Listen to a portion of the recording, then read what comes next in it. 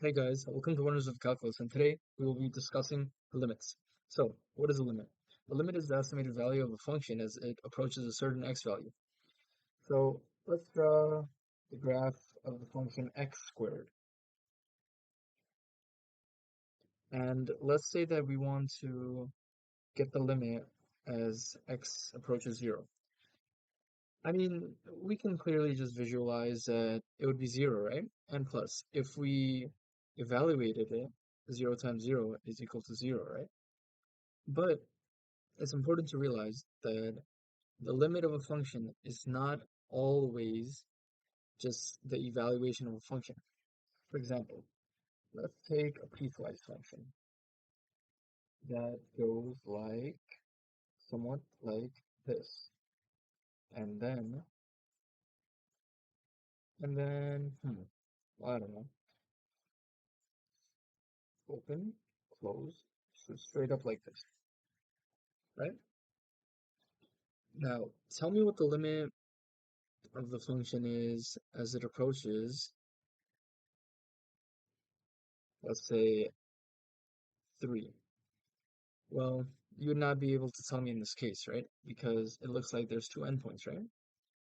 Yes, in this case, since the left limit does not equal the right limit, then we cannot come to a clear conclusion, and thus the limit is said to not exist.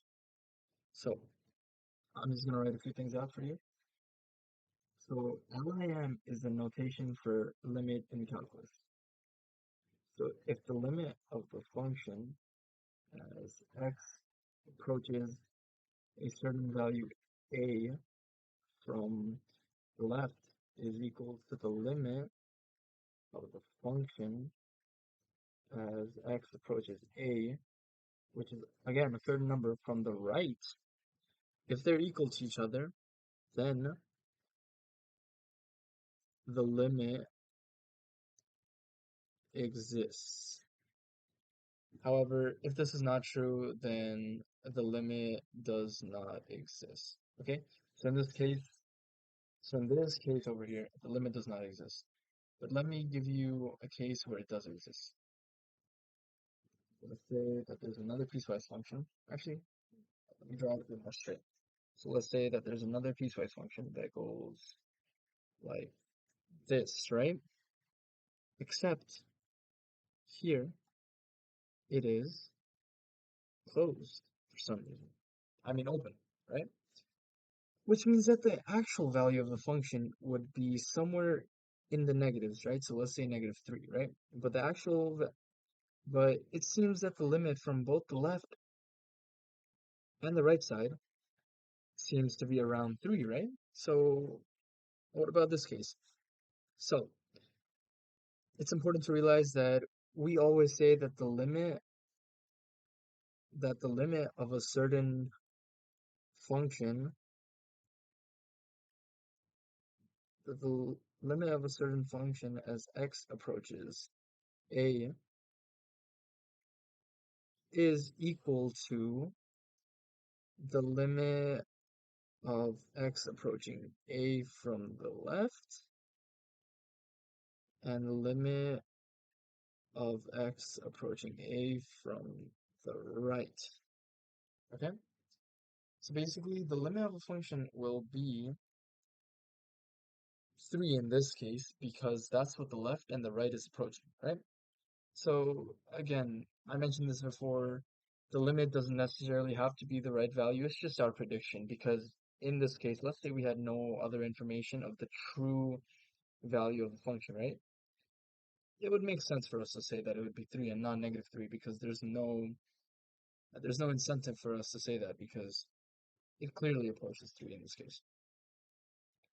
So, what about ways, so what about cases where limits go to the infinity? You guys may be thinking of, let's do 1 over x squared. Okay. I will do 1 over x later. I just need to show you guys something. So I didn't draw it completely, like it's not supposed to go like this. It's supposed to be a bit above.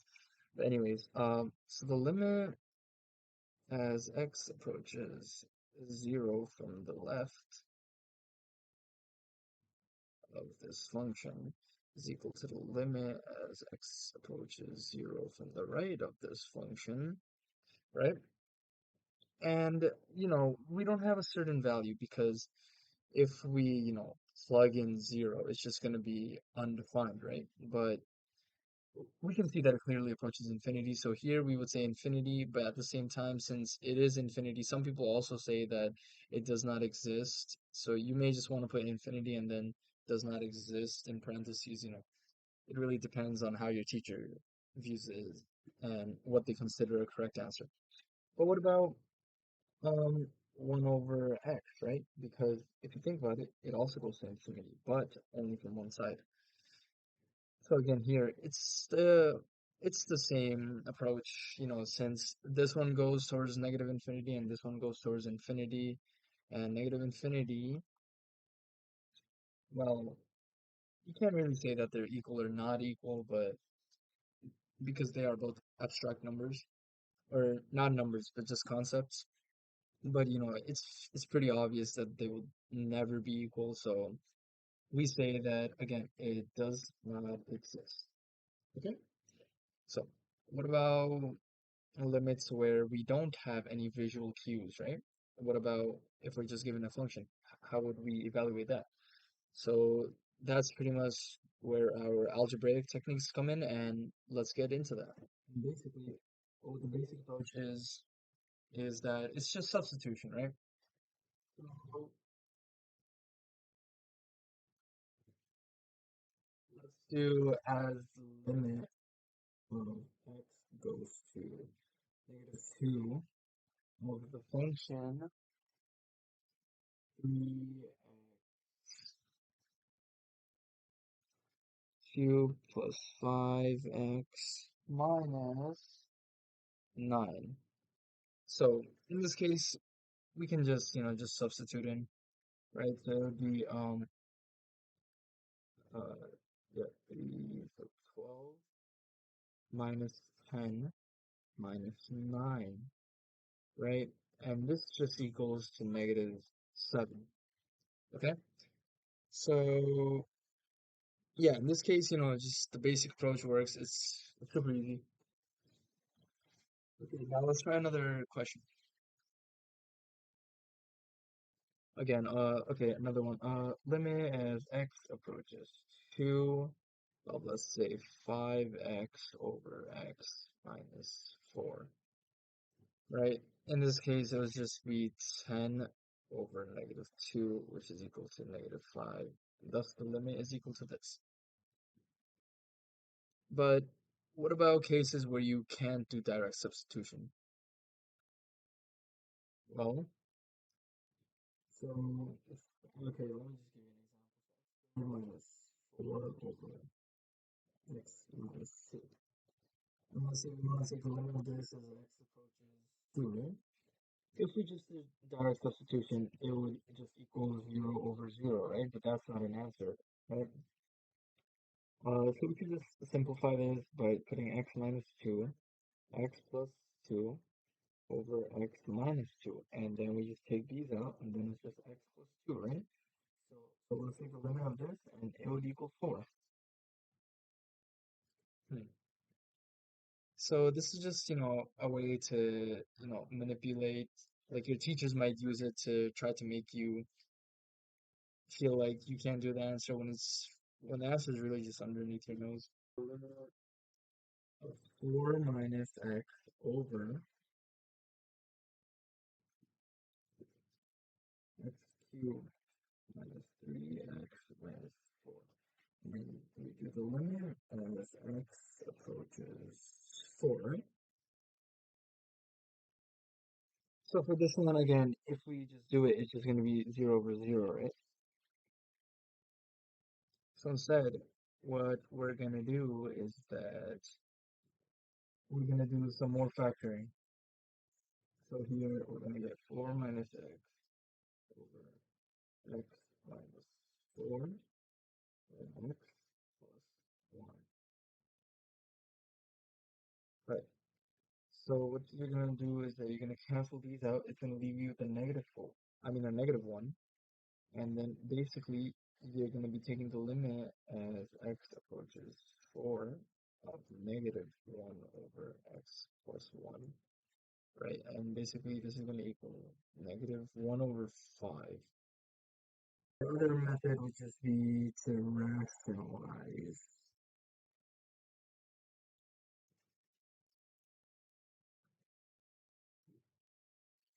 For example, if we have a question that's tells you to find the limit as x approaches 9 of, let's say, x minus 9 over the square root of x minus 3. Now, if we just substitute again, it's just going to be 0 over 0, right? But if we rationalize, and I will show you how to rationalize, basically we're going to do x minus 9, and we're going to multiply both the bottom and the top by square root x plus 3. And we want to do this so that it makes the bottom really simple. So we're going to do square root x minus 3 times square root x plus 3. So it plus 3. This is going to give us x minus 9 square root x plus 3. And then in the bottom, it's going to be x minus 9. Cancel these out again. Now we're going to take the limit of this, limit of x approaches 9, over square root x plus 3. And this is just equal to 6. Okay, so limit is x approaches 0 of 1 over 2 plus x minus 1 over 2 over x. Again, if we do this, it's just going to be 0 over 0 all over again, right? So that's not going to work. So what we want to do is we're going to combine the fractions on the top. So we're going to do 1 over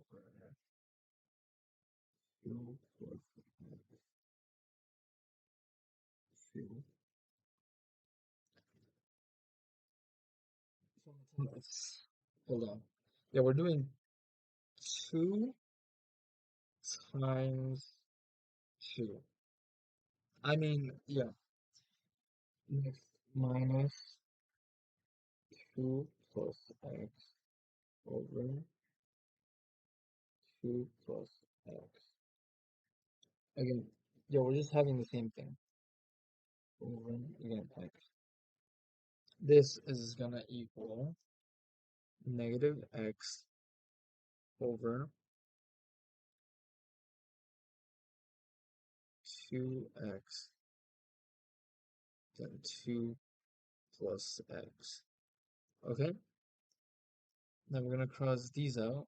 Then it's just gonna equal to negative 1 over 4 plus 2x, which is our new function. And now if we just plug in x is equal to 0, then this gets cancelled out, and we just get negative 1 over 4. See, it would not have been obvious, but sometimes you just need to, like, try around some things, and then it'll work out.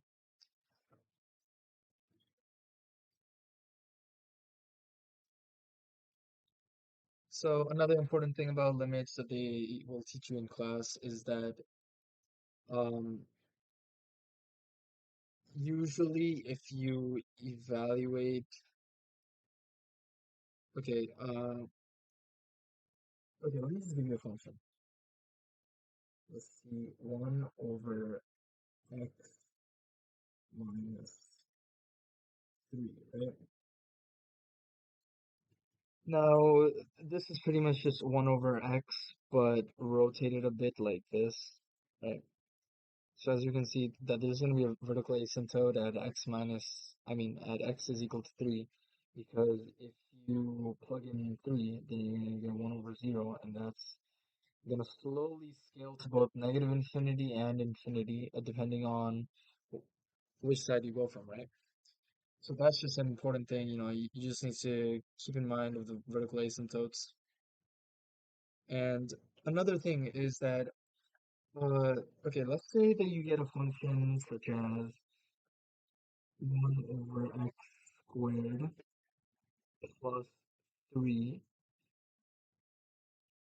plus x squared, right? Uh, let's say you want to take the limit as, well, actually, yeah, just this, limit as x approaches infinity. So in this case, I'm pretty sure it just be like this, right? So this is vertical asymptote at 3.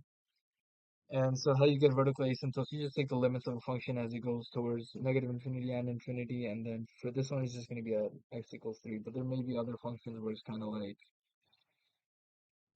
this. Yeah, I mean, it's the same thing, but yeah.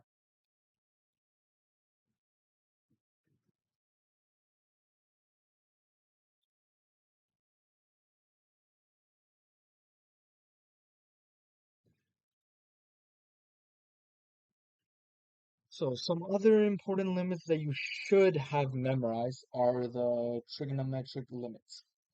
So, there's actually three of them. So, for example, there's going to be limit as x goes to 0 of sine x over x. This is going to equal to 1. There's another limit as x equals to 0 of tan x over x. This is also going to equal to 1. And then there's a limit as